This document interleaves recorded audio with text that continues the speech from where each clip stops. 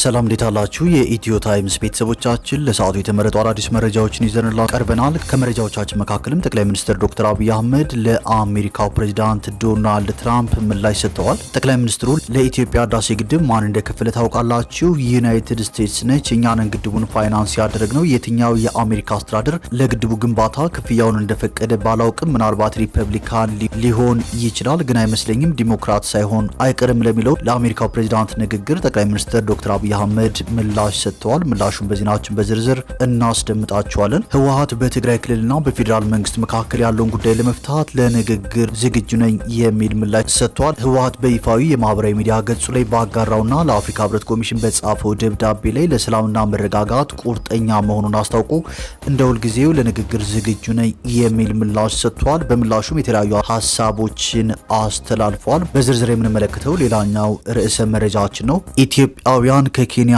እንዲወጡ ማስጠንቀቂያ ተሰጥቷቸዋል። በሰሜን ምስራቅ ኬንያ ማንዴራ ግዛት የሚኖሩ ኢትዮጵያውያን አካባቢውን በአስቸኳይ ለቀው ካልወጡ ትገደላላችሁ የሚል ማስጠንቀቂያ እንደተሰጣቸው ተናግረዋል። ይህን መረጃም በዜናችን በዝርዝር እንመለከተዋለን። የአሜሪካው ፕሬዝዳንት ዶናልድ ትራምፕ ከኢራን ጋር ጠንካራ ንግግር ተጀምሯል ሲሉ ተናግረዋል። የአሜሪካ ጦር በባህር ሰላጤው አካባቢው ያለውን ይዞታ ማጠናከሩን ተከትሎ ኢራን ከአሜሪካ ጋር ምክክር መጀመሯን ፕሬዝዳንቱ ጠቁመዋል። በሌላ በኩል ኢራን ለዓለም ንግድ ወሳኝ በሚባለውና የመርከቦች መተላለፊያ በሆነው ሆርሙዝ ሰርጥ ለ2 ቀናት የሚቆይ ወታደራዊ ልምምድ እንደምታደርግም ይጠበቃል። ይህ መረጃም በዜናችን በዝርዝር የምናስደምጣቸው ይሆናል። ክቡራትና ክቡራን የኢትዮ ታይምስ ቤተሰቦቻችን እነዚህ ለሰዓቱ የተመረጡ መረጃዎችን ይዘንላችሁ ቀርበናል። ዝርዝር መረጃችንን ለማድመጥ ቻናላችንን ሰብስክራይብ በማድረግ የደውል ምልክቷን በመጫንና መረጃውም ለብዙዎች እንዲዳረስ ላይክ በማድረግ እስከ መጨረሻው አብራችሁን ቆዩ።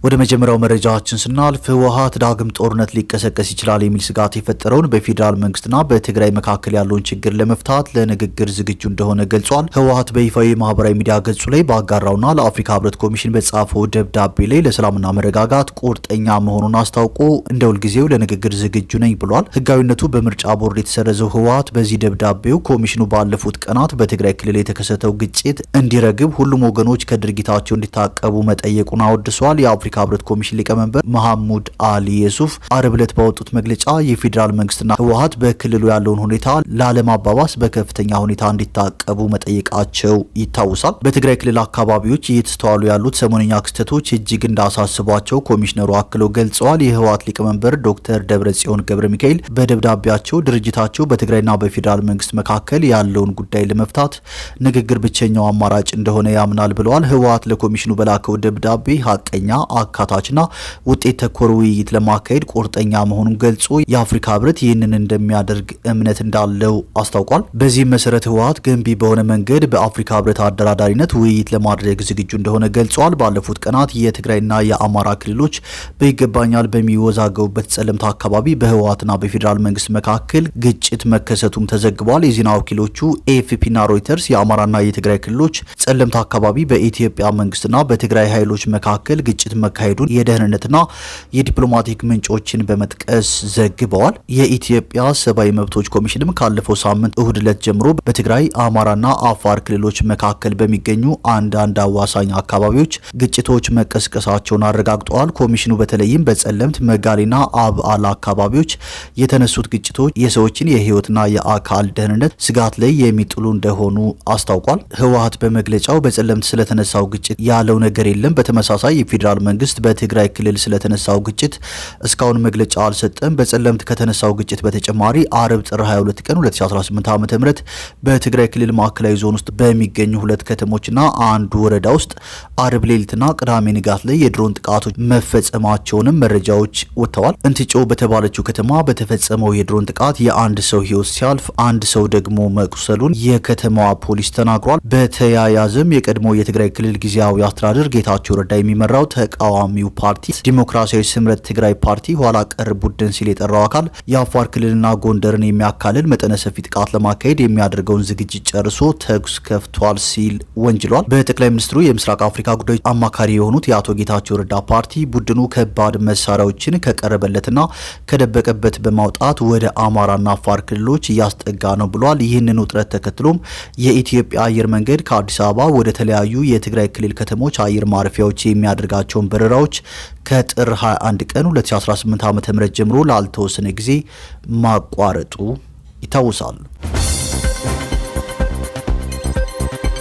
ወደ ቀጣዩ መረጃችን ስናልፍ ጠቅላይ ሚኒስትር ዶክተር አብይ አህመድ ለአሜሪካው ፕሬዚዳንት ዶናልድ ትራምፕ ንግግር ምላሽ ሰጥተዋል። ለኢትዮጵያ ህዳሴ ግድብ ማን እንደከፈለ ታውቃላችሁ? አሜሪካ ነች። እኛንን ግድቡን ፋይናንስ ያደረግነው። የትኛው የአሜሪካ አስተዳደር ለግድቡ ግንባታ ክፍያውን እንደፈቀደ ባላውቅም ምናልባት ሪፐብሊካን ሊሆን ይችላል፣ ግን አይመስለኝም። ዲሞክራት ሳይሆን አይቀርም። የግድቡ መገንባት ለግብጽ በጣም አስቸጋሪ ሁኔታ ፈጥሯል ሲሉ ነበር የአሜሪካው ፕሬዚዳንት ዶናልድ ትራምፕ ለሶስተኛ ጊዜ ደጋግመው የተናገሩትና ብዙ ኢትዮጵያውያንን ቅር ያሰኘው የትራምፕ አገላለጽ። ይህንን ተከትሎ ታዲያ ጠቅላይ ሚኒስትር ዶክተር አብይ አህመድ ምላሽ ሰጥተዋል። ጠቅላይ ሚኒስትሩ በምላሻቸው ግርማ ሞገስ፣ የአፍሪካ የመቻል ማሳያ፣ የአፍሪካ ህዝቦች ከፈለጉና ከወደዱ እንዲሁም ከተደመሩ አንጋፋ ስራ ጀምረው ሊጨርሱ እንደሚችሉ ያሳየው በኢትዮጵያውያን ታስቦ በኢትዮጵያውያን ሀብት ብቻ የተገነባው የህዳሴ ግድብ ለኛ ለኢትዮጵያውያን ኩራት፣ ለመላው አፍሪካ ደግሞ የምሳሌነት ምልክት ነው በማለት ጠቅላይ ሚኒስትር ዶክተር አብይ አህመድ በአይሻ 2 የንፋስ ኃይል ማመንጫ ፕሮጀክት ምረቃ ላይ ባደረጉት ንግግር ለአሜሪካው ፕሬዚዳንት ዶናልድ ትራምፕ ምላሻቸውን ሰጥተዋል። ወደ ቀጣዩ መረጃችን ስናልፍ በሰሜን ምስራቅ ኬንያ ማንዴራ ግዛት የሚኖሩ ኢትዮጵያውያን አካባቢውን በአስቸኳይ ለቀው ካልወጡ ትገደላላችሁ የሚል ማስጠንቀቂያ እንደተሰጣቸው ተናግረዋል። ስማቸው እንዳይገለጽ የጠየቁ በማንዴራ ግዛት የሚኖሩ ኢትዮጵያውያን ስደተኞች ህይወታችን አደጋ ወድቋል ሲሉ መናገራቸውን ቢቢሲ ዘግቧል። በኬንያ የኢትዮጵያ ኤምባሲ በበኩሉ ጉዳዩን እየተከታተለ እንደሚገኝ አስታውቋል። ቢቢሲ አነጋገርኳቸው ያላቸው ኢትዮጵያውያን አንደኛው የሁለት ልጆች አባት ሲሆን በማንዴራ ለ8 ዓመት እንደኖረ ተናግረዋል። ሞተር ገዝተን ሆቴል ከፍተን እየሰራን ነበር። መነሻውን አናውቅም፣ ነገር ግን ኢትዮጵያዊ የሆኑ ሁሉም ይውጡ ብለው ተነሱ ሲል ተናግረዋል። ኢትዮጵያዊ ስደተኛ ይውጡ ብለው ቢተውን ጥሩ ነበር፣ ነገር ግን ዝም ብለው እያሰሩ ብር እየተቀበሉ ነው። በፖሊስ መኪና መጥተው ከታክሲ ውስጥ እያፈሱ እየወሰዱ ነው። በጣም ተቸግረናል ሲልም አክሏል። ኢትዮጵያዊው የሚያግዘን ሰው አጥተናል በማለትም ያሉበትን ሁኔታ ይገልጻል። በርካታ ኢትዮጵያውያን በማንዴራ ግዛት በተለያዩ ስራዎች ላይ ተሰማርተው እንደሚኖሩ የሚናገረው ነዋሪው የኢትዮጵያውያን ቁጥር በ10 ሺህ ይገመታል ሲልም ገልጿል። ኢትዮጵያውያንን አንፈልግም፣ ይውጡልን፣ ሀገራችንን እየወረሱ ነው ብለው ነው የተነሱት የሚለው ስደተኛው ስለ ጉዳዩ ማብራሪያ ለመጠየቅ ቢሞክሩም የአገር ሽማግሌዎችን ጠይቁ የሚል ምላሽ እንደተሰጣቸው ገልጿል። ከኢትዮጵያውያኑ መካከል የተወሰኑት ወደ አገር ሽማግሌ ሲሄዱ ደግሞ እናንተን ማየት አንፈልግም፣ ሀገራችንን ለቃችሁ ውጡ እንደተባሉም አክሏል። በማንዴራ ግዛት በተደረጉ ስብሰባዎች ላይ ኢትዮጵያውያን ስደተኞች በሞተር ሳይክል የማጓጓዝና የሆቴል ዘርፍ ላይ መሰማራታቸውን በመጥቀስ እኛስ ምን ሰርተን እንብላ የሚል ቅሬታ መነሳቱንም ገልጿል። በማንዴራ ግዛት ከሚኖሩ ኢትዮጵያውያን አብዛኞቹ ከወላይታ ዞንና ኦሮሚያ ክልል አካባቢዎች መሰደዳቸውንም ቢቢሲ አነጋገርኳቸው ያላቸውን ነዋሪዎች ጠቅሶ ዘግቧል። ሌላኛው ኢትዮጵያዊ ስደተኛ በበኩሉ የአሁኑ የውጡልን ዘመቻ የተጀመረው ባለፈው ሳምንት ኢትዮጵያዊ መገደሉን ተከትሎ ነው ብሏል። የኢትዮጵያዊውን አስክሬን ወደ አገር ቤት ለመላክም አልፈቀዱልንም ሲል ነዋሪው ገልጿል። ኢትዮጵያዊ ስደተኛ ቡራቡር የሚባል አካባቢ እንደተገደለ ጠቅሶ የተገደለበት ጥይት ከሰውነቱ ወጥቷል የሚል ምላሽ እንደተሰጣቸውና የአስክሬን ምርመራ ሳይደረግ እንደቀረ ተናግሯል። በዚያው አካባቢ የሚኖሩ ኢትዮጵያውያን ከቀበሩት በኋላ ኢትዮጵያውያንን አንፈልግም፣ ለቀው ይውጡልን የሚል ዘመቻ መነሳቱንም ገልጿል። ኢትዮጵያውያን ከማንዴራ ግዛት ለቀው እንዲወጡ የተቀመጠው ቀነ ገደብ ጥር 5 እንደሆነ የተናገረው ነዋሪው ከዚያ በኋላ በአካባቢው የሚገኙ ስደተኞች በድንጋይ ተቀጥቅጠው ይገደሉ የሚል ዘመቻ መከፈቱን ይናገራል። ኢትዮጵያውያን ስደተኞች ከማንዴራ ግዛት ለቀው ይውጡ ካልወጡ ግን ይገደላሉ የሚለው የአገር ሽማግሌዎች ውሳኔ ነው የሚል ነገር መስማታቸውን የተናገረው ነዋሪው ድምጽ ማጉያ መኪና ላይ ተጭኖ እየተዞረ ጭምር ውጡልን የሚል ዘመቻ እየተለፈፈ መሆኑን አስረድቷል። ትዕዛዙ የወጣው ከአገር ሽማግሌዎች ነው። የመንግስት አካላትም ሳይኖሩበት አይቀርም። እያሰሩ እስከ 20 ሺህ ሽልንግ ይጠይቃሉ። የከፈለውን ይለቃሉ። ገንዘብ የሌለውን እስከ 2 ወር ያስራሉ።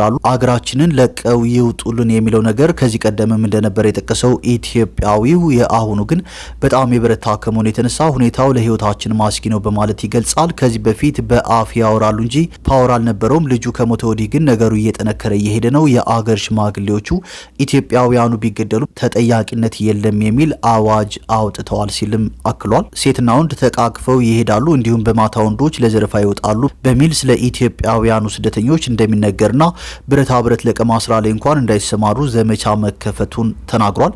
ኢትዮጵያውያኑ በዚህ የኬንያ ግዛት በብዛት ዝቅተኛ ገቢ በሚያስገኙ ስራዎች ላይ እንደተሰማሩ የጠቀሰው ነዋሪው ዘመቻ ከተከፈተባቸው በኋላ ቀጣሪዎች ደሞዛቸውን ቶሎ ከፍሏቸው ከማንዴራ እንዲወጡ በአገር ሽማግሌዎች እንደተነገረ ይገልጻል።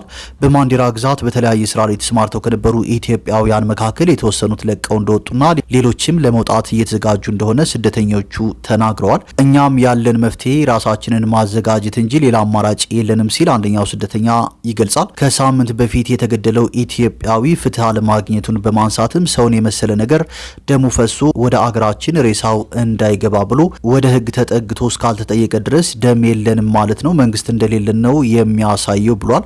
በኬንያ የኢትዮጵያ ኤምባሲ በበኩሉ ጉዳዩ አዲስ አይደለም እየተከታተልነው ነው ሲል ምላሽ መስጠቱን ቢቢሲ ጨምሮ ዘግቧል። የሚስዮኑ ምክትል ኃላፊ አምባሳደር ደመቀ አጥናፉ ለውጭ ጉዳይ አሳውቀናል፣ ከዚህ በፊት እንዳደረግነውም ለማንዴራ አስተዳደርም አሳውቀን እየተከታተልን ነው ብለዋል። በአካባቢው ተመሳሳይ ዘመቻዎች ከዚህ ቀደም እንደነበሩ በመግለጽ የመንግስት አይደለም ግለሰቦች ናቸው፣ ያኔ ጊዜ ገደብ አልሰጡንም፣ አሁን ሰጥተዋል ሲሉ አክለዋል። የአካባቢው አስተዳደር እንዲሁም ማዕከላዊ መንግስትም እየተባበረ ነው ያሉት አምባሳደር ደመቀ ከማህበረሰብ ተወካዮች ጋር እየተነጋገሩ እንደሚገኙ ተናግረዋል። ስደተኞቹ ህገወጥ ናቸው፣ መታወቂያ የላቸውም ማለት የሚችለው የመንግስት አካል ብቻ እንደሆነ ጠቅሰውም የመንግስት አካል ያለው ነገር የለም፣ አስፈላጊውን ጥበቃም እየሰጠ ነው በማለትም ለቢቢሲ ገልጸዋል። ወደ መጨረሻው መረጃችን ስናልፍ የአሜሪካው ፕሬዚዳንት ዶናልድ ትራምፕ ኢራን ከአሜሪካ ጋር ጠንከር ያለ ንግግር ጀምራለች ሲሉ ተናግረዋል። የአሜሪካ ጦር በባህረ ሰላጤው አካባቢው ያለውን ይዞታ ማጠናከሩን ተከትሎ ኢራን ከአሜሪካ ጋር ምክክር መጀመሯን ፕሬዚዳንቱ ጠቁመዋል። በሁለቱ ሀገራት መካከል ያለው ውጥረት እየተካረረ የመጣ ሲሆን ትራምፕ ውይይቱ ተቀባይነት ያለው ውጤት እንደሚያመጣ ተስፋ እንዳላቸው ተናግረዋል። የኢራን ከፍተኛ የደህንነት ባለስልጣን የሆኑት አሊ ላሪጃኒ ድርድር ለማድረግ የሚደረገው ማዕቀፍ ሂደት ማሳየቱን ተናግረዋል። ኢራን ኒውክሌር ለማብላላት የምታደርገውን ጥረት ተከትሎ ጣልቃ እንደሚገቡ ሲዝቱ የቆዩ ትራምፕ በቅርቡ የተካሄደውን ህዝባዊ አመጽ አስታከው ጥቃት እንደሚሰነዝሩ ተናግረዋል። ቴህራን በበኩሏ በየብስም ሆነ በምድር ለሚሰነዘር ጥቃት አጸፋዊና ከባድ ምላሽ እንደምትሰጥ አስጠንቅቃለች። ኢራን ለዓለም ንግድ ወሳኝ በሚባሉና የመርከቦች መተላለፊያ በሆነው ሆርሙዝ ሰርጥ ለሁለት ቀናት የሚቆይ ወታደራዊ ልምምድ እንደምታደርግም ይጠበቃል። ኢራን የአሜሪካ ኃይሎች ባሉበት አካባቢ የትኛውንም አይነት ደህንነቱ ያልተጠበቀና ፕሮፌሽናል ያልሆነ ባህሪ እንዳታሳይም አሜሪካ አስጠንቅቃለች። አሜሪካ ዩኤስኤስ አብርሃም ሊንከን የተሰኘው ግዙፍ የጦር መርከብን ጨምሮ በርካታ የጦር ኃይሎቿን ወደ ባህረ ሰላጤው አሰማርታለች። ቅዳሜ ዕለትም ሁለት ፍንዳታዎች መሰማታቸው በአገሪቱ ውጥረት እንዲነዛ አድርጓል። የኢራን መንግስት በበኩሉ ፍንዳታዎቹ የተከሰቱት በጋዝ ምክንያት ነው በማለትም መግለጫ ሰጥቷል።